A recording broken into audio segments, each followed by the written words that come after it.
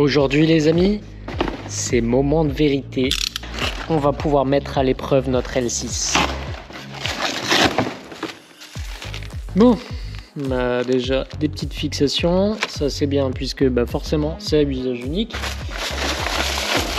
Le petit spal et on a également les supports. Bon alors qu'est-ce que ça dit ?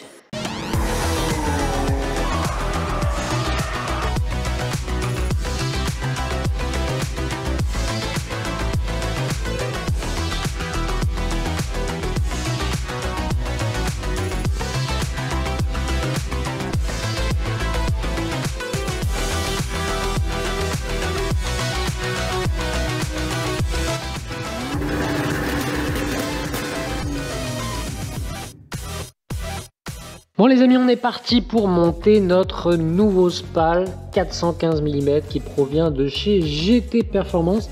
Je l'ai acheté 73 € et donc j'ai regardé un petit peu pour passer éventuellement sur un vrai spal de la marque Spal. Et donc si tu veux la même chose en 415 mm, c'est 175 €. Donc autant te dire que ça fait quand même 100 balles de différence pour avoir un produit théoriquement qui est le même. Écoute, on redonne une petite chance à cette marque que je vais découvrir, que je ne connais pas, et puis on verra bien ce que ça donne. Maintenant qu'on a une sécurité sur le moteur, on peut se permettre de rejouer un petit coup.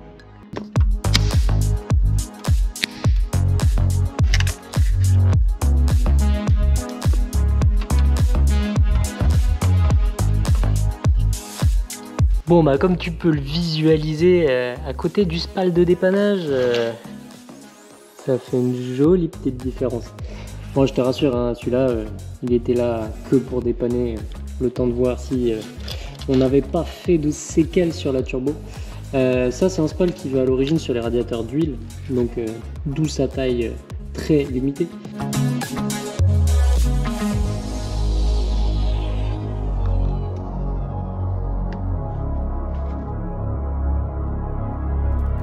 Les amis, ça y est, le spal est fixé avec ses nouvelles pattes de fixation. J'ai remonté tout proprement. Alors j'ai veillé un truc et j'ai fait encore une petite modification, c'est mettre le spal au plus haut sur le radiateur, puisque j'ai constaté que lors de l'ouverture du calorstat et lors du premier passage de l'eau dans le radiateur, l'eau chaude se retrouve en fait en premier en partie supérieure du radiateur. Donc voilà, j'ai pris soin de le mettre vraiment le plus haut possible. Je l'ai raccordé en provisoire, mais comme tu peux voir, j'ai pas encore mis les petites gaines thermo et tout. Donc voilà, juste vérifier la polarité, enfin le sens de ventilation du spal avant de remettre ça de façon tout à fait définitive. Et puis on va la laisser tourner un maximum, histoire de voir comment ça se comporte.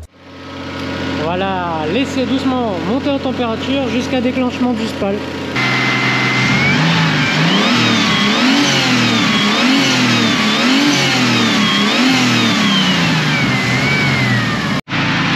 Ça y est, bon, pas de bol, c'est dans le mauvais sens. Par contre, je peux dire qu'il marche bien. Tu vois, il se coupe direct. Bon, vu la rapidité à laquelle il se coupe, ça veut dire qu'il est très efficace, donc c'est plutôt bon signe.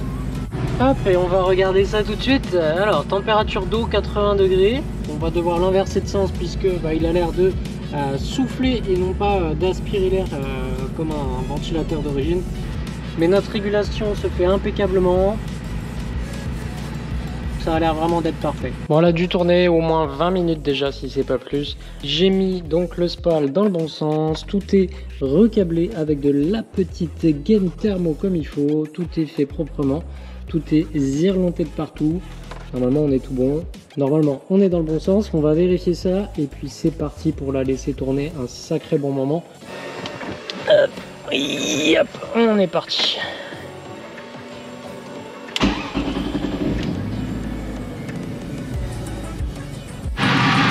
Alors, voilà, c'est bien mieux comme ça. Parfait. Bon allez, c'est parti. On embarque pour une petite balade virtuelle, histoire de s'assurer que tout aille bien. Notre spal, il s'enclenche pendant 10 à 15 secondes. Bref, il est super efficace. C'est tout bon. Et ça franchement ça fait trop plaisir. Et ben on va la laisser tourner, on se retrouve à peu près dans 10 minutes, un quart d'heure. Comme ça je te donne des nouvelles. Et bien puis on se balade comme ça, en stabilisé, tranquille. Que la petite balade. Un petit peu de charge.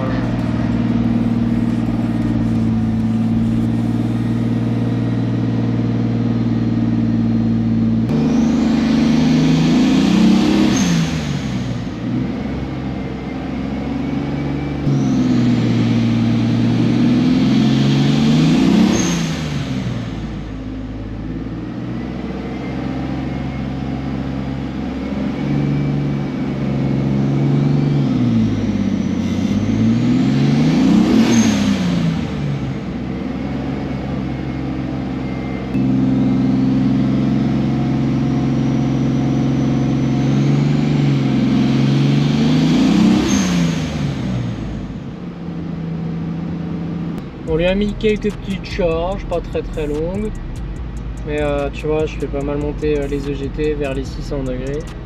En fait, c'est impressionnant, tu te dis que ça va jamais le faire parce qu'en fait, ça monte en pic pour après se stabiliser, même si tu maintiens la charge. Parce que quand tu regardes à quelle vitesse ça grimpe, tu te dis mais jamais ça passe.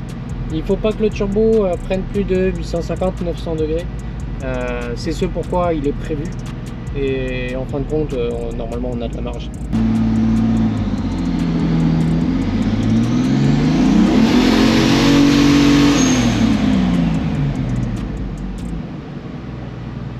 Et bien écoute, maintenant qu'elle a tourné un sacré bon moment, ce qu'on va faire c'est attendre. Moi je vais continuer de la laisser retourner, je vais faire encore des charges, je vais poursuivre mes essais, vraiment histoire d'avoir pas mal de recul. Et puis demain, moteur froid, on refera le contrôle des niveaux et puis ce sera à nouveau la véritable surprise, puisque là on l'aura vraiment laissé tourner vraiment longtemps. Et puis j'aurais fait pas mal de pleine charge encore une fois et ce sera le verdict. Alors là c'est le moment où soit je vais être trop content, soit c'est la guerre. On est le lendemain, tu t'en doutes. Elle a complètement refroidi et puis elle a bien tourné au moins 3 bons quarts d'heure avec des chauffes complètes et de la pleine charge, et c'est tout propre. Et pas de perte de liquide, toujours pas de maillot. Bref, je pense que maintenant on peut être certain que c'est tout bon. Bon bah je suis soulagé, c'est trop bien. Je pense qu'on a eu chaud, genre très chaud. Si franchement j'avais fait un joint de culasse à 15 jours de son inauguration, ça aurait été vraiment juste, mais alors trop débile. Encore plus pour juste un spal, ça aurait été vraiment, mais pas possible. Juste pas possible psychologiquement.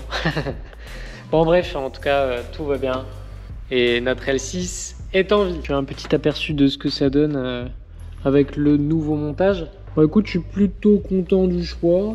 Tu vois que du 415 mm, c'est pas abusé en dimension non plus. Il recouvre une bonne partie du radiateur. Comme tu as pu le voir, il fait super bien le taf. Il reste déclenché entre 10 et 15 secondes maximum, même avec une huile à 100 degrés et plus. Donc ça veut dire qu'il est tout particulièrement efficace. Bon bah voilà, je pense qu'on peut tourner la page sur cette petite péripétie inattendue. On s'en sort très bien. Au niveau de la carto, je pense qu'on va s'arrêter là. Je vais pas revenir dessus. On a déjà une base qui est propre. Les bas régimes sont mappés, les mi-régimes sont mappés. Et il restera vraiment les hauts régimes et bien tout vérifier, les pleines charges quand on sera sur piste. Et de toute façon, rien ne nous empêchera de continuer de faire de l'autotune sur circuit.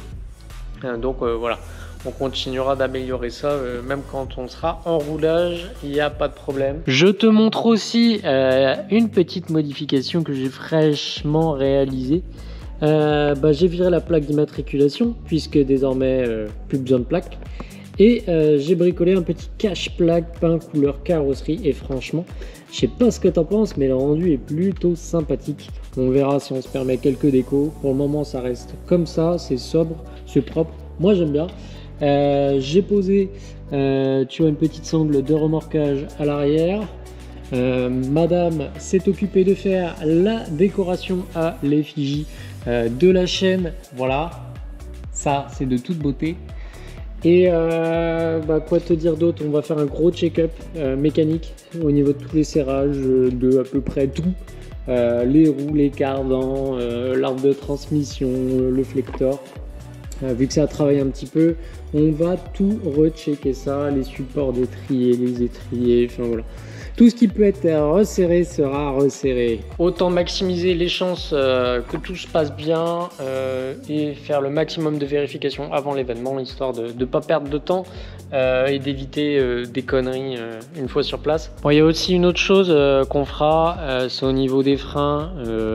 Tu te doutes bien qu'avec toute la carto que j'ai fait, comme en témoigne la suite plaquettes sur les jantes à l'arrière, ça laisse imaginer un petit peu, tu vois, les quelques heures de cartographie qui se sont déroulées ici. Je pense que ça vaudrait le coup de faire une petite purge de frein à nouveau. Aïe aïe aïe, je suis trop content les amis, je suis trop content. C'est passé pas loin de la catastrophe et là de me dire que ça y est, c'est bon là, dans une semaine, un peu plus d'une semaine, et on fait son inauguration. Wow, c'est juste ouf. Je te montre un petit peu, j'ai fait quelques améliorations aussi. Il y avait le débitmètre que j'avais laissé ici. Dans ma configuration turbo, il ne servait plus à rien, hormis de faire manchon. Sauf qu'avec la chaleur, la pression de turbo et tout, il se faisait littéralement déformer. C'est-à-dire que le débitmètre, il a fini ovale et la grille dedans commençait à menacer de se détacher. Du coup, j'ai remplacé pour un tube en aluminium le débitmètre. Je te l'aurais bien montré d'ailleurs, histoire que tu vois un peu à quel point il était déformé. Mais je t'avoue que je sais pas où il est. Bon bref, il était déformé, complètement ovalisé, et puis la grille avait été fendue en plusieurs endroits. Donc ça me rassurerait clairement pas de laisser ça là-dedans.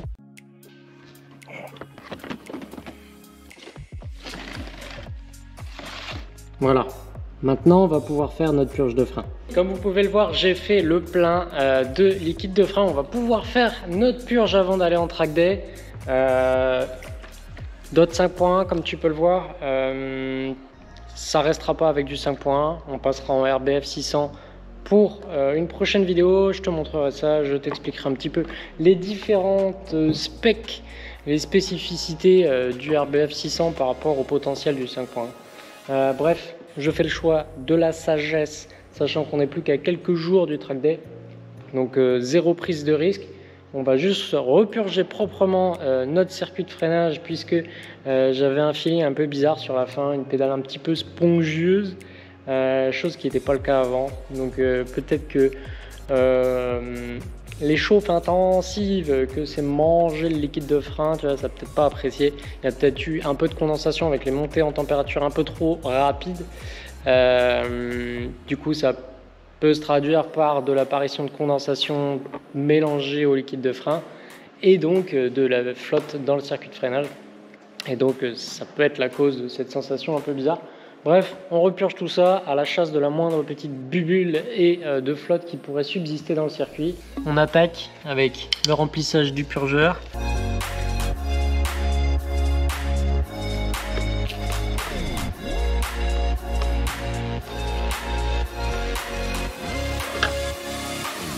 On commence par purger l'arrière côté passager, l'arrière côté conducteur, l'avant côté passager, puis on termine par l'avant côté conducteur. Moi j'ai la petite subtilité de me farcir une procédure un petit peu plus particulière encore, puisque j'ai des étriers en 4 pistons devant, sur lesquels on retrouve 2 vis de purge chacun, une en extérieur, une en intérieur, et du coup je fais la même procédure du plus loin au plus près. Donc on commence par l'extérieur avant de purger la vis intérieure. Ça y est, c'est parti. On va ouvrir ça. Tac. Et ça y est, c'est cool. On va laisser quand même bien se purger à nouveau. J'ai envie de renouveler le liquide de frein. Donc on va laisser ça se remplir un peu. Bon, rien de trop méchant pour ce côté-là. On attaque cette fois-ci l'étrier arrière côté conducteur. J'ai pris soin de re-remplir la bouteille qui était quasiment vide déjà. Donc j'ai fait passer quasi l'équivalent d'une bouteille dans l'étrier arrière gauche. Allez, c'est parti pour celui-là. Alors, est-ce qu'on va avoir de l'air ou pas? On va voir ça tout de suite. Bon, ça c'est l'air qu'il y a dans le tuyau. Bon, visiblement pour ce côté-là, rien de trop méchant non plus. On poursuit avec l'étrier avant côté donc passager. Rien ne va plus, tout fout le temps. Hop. Et ma durite est un peu courte. J'ai vu des toutes petites bulles d'air, beaucoup plus petites à la fin, et ça en général par contre c'est de l'air dans le circuit. On passe sur la vis de purge, cette fois-ci côté intérieur, donc pour les deux autres pistons de l'étrier. Hop. Donc les bulles que tu vois là, hein, c'est l'air qui est dans le tuyau. Hein. Rassure-toi. À partir de maintenant, par contre, s'il y a des bulles d'air, c'est mauvais signe. Bon, nous voilà du côté conducteur cette fois. Bon, je sais pas si tu vas bien voir, mais dans celui-là, c'était intéressant parce que je suis certain, dans celui-là, il y a de l'eau. Tu vois, qui est d'ailleurs remontée partout à la surface. C'est très très bizarre, ça fait des espèces d'agglomérat. Enfin, tu le vois à la surface, tout est remonté à la surface. Donc est-ce que c'était des saloperies dans le circuit? Est-ce que c'est de l'eau? Enfin, j'en sais rien. En tout cas, ça n'a rien à faire là. Donc visiblement, on fait pas la purge pour rien non plus. Franchement, je sais pas ce que c'est. Mais en tout cas, ce qui est certain, c'est que j'aurais pas dû retrouver ça dans mon liquide de frein. Donc on laisse couler. Et puis je vais surveiller le niveau. Donc il n'y a plus de liquide de frein maintenant qui passe dans le tuyau. Maintenant c'est que de l'air. Donc ça veut dire qu'on est en train de doucement vider donc le bocal. Bon, c'est un petit peu compliqué de visualiser, mais allez, on va remettre 3 mm. Je sais pas si tu vois la jonction de la paroi. Le niveau max est au-dessus de cette jonction là, et là clairement, en fait, on est en dessous. Donc je vais remettre un petit peu, recompléter ça, et on referme. Il y a une chose déjà que je peux t'affirmer, c'est que le feeling n'est pas du tout le même. Et que là tu vois, sans moteur démarré, sans master vac, la pédale est beaucoup plus ferme qu'avant. Donc clairement, si on a enlevé de pas très catholique dans le liquide de frein, je pense que c'était à l'origine de notre sensation un peu bizarre.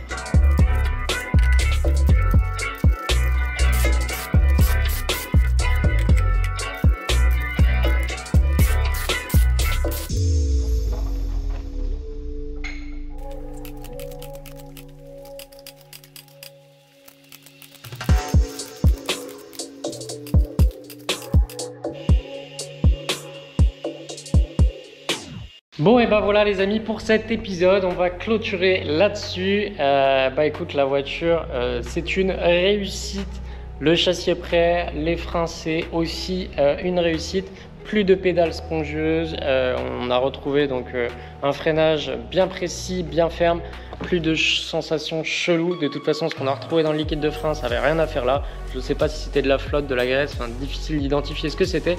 En tout cas il y avait clairement un polluant dedans et qui avait visiblement une mauvaise conséquence. C'est chose faite, petite purge en 5.1, tous les serrages sont revus, pression des pneus c'est fait, voilà normalement tout est paré. Niveau moteur on est pas mal, niveau châssis on est pas mal, et j'ai envie de te dire il n'y a plus qu'à. Semaine prochaine je te réserve tous les préparatifs qui nous attendent. Grand week-end, grand moment, puisque bah, elle part sur l'Ursi-Lévy le week-end du 15 août. Je manquerai pas de te partager ça, ce sera en différé.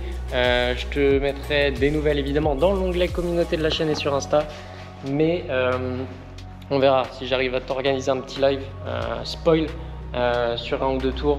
J'essaierai de le faire. Voilà, ça dépendra vraiment de comment ça va se dérouler. Je pense que ça va être quand même bien stressant.